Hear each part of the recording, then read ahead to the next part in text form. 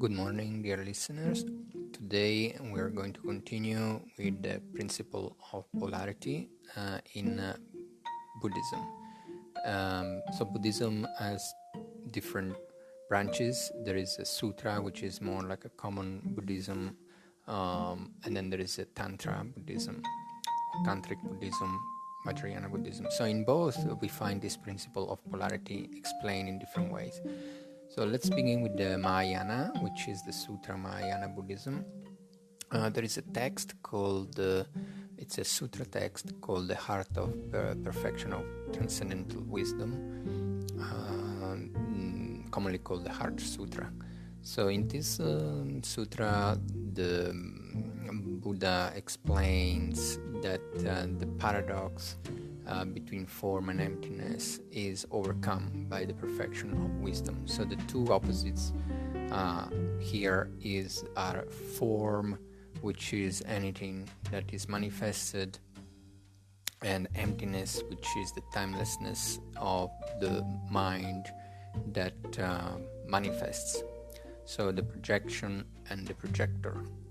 So here there is a very key and essential sentence in the sutra where Shariputra is one of the listeners and the person that asked the Arahat that asked the question to the Buddha about wisdom, and so there is this famous quote which says, "Here Shariputra, form is emptiness, and the very emptiness is form. Emptiness does not differ from form. Form does not differ from emptiness.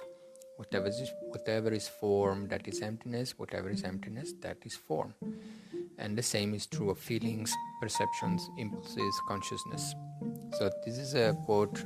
Obviously, it's a translation. There are different translations of this, but the essential message is one, which is the polarities are transcendent with the knowledge, with the wisdom, understanding, knowledge of reality. And so existence and non-existence, we could say, are both basically integrated into the knowledge of one's own knowledge of reality. So the principle of polarity is expressed and at the same time is transcendent, because that's the idea behind liberation, is to transcend all dualities, even though dualities are always manifested, whether in a relative or in the absolute and relative. That's another duality, absolute and relative. So in this case, in this sutra, both the emptiness of the absolute truth of reality, the mind, and the form, which is whatever happens in time, all manifestations are transcended into knowledge. And that doesn't cancel anything, just everything remains that it is.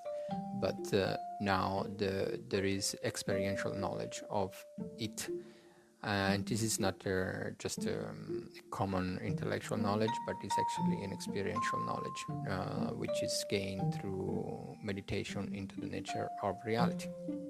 So that is the sutra, which is the more common form of Buddhism. Then we have a tantric Buddhism, which is it's not obviously it's not widely it's not widely known, but nevertheless there is this kind of Buddhism where sort of enlightened deities, awakened deities, enlightened deities are used as symbols in order to gain final understanding, knowledge into the nature of reality. And so the principle of polarity and also the principle of vibration is expressed here in the transformation of the 5 types of impure emotions, which impure because they're dualistically experienced. That's anger, greed, attachment, dullness, envy, pride, etc.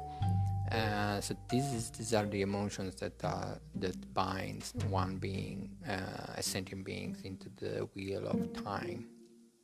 And these are transcended by using skillful means of enlightened deities which have a particular form, and so these are symbols of the pure manifestation of energy, the energy of pure being.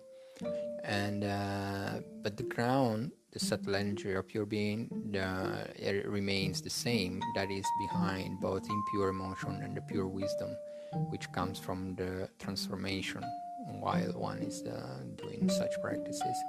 And so it's possible to transform one into another, transform emotion into wisdom, because the base for both is exactly the same. So the pure potentiality of timelessness is the same for the duality, for both wisdom and passions and disturbing emotions. Now, so again, here we have the principle of the polarity, which is there is the samsara and nirvana, so enlightened deities on one side, and the sentient beings which have the five emotions on another side. And both this duality is transcended within knowledge, just like in the sutra we transcended we transcended emptiness and form. Here we transcend sentient beings and enlightened deities into the knowledge of the non-dual mind, which is timeless and pure. And we're going to talk a little bit more about this, about the pure mind, from the Buddhist tradition within the principle of mind. But it's all for today, and it's all for the principle of polarity. And thank you for listening.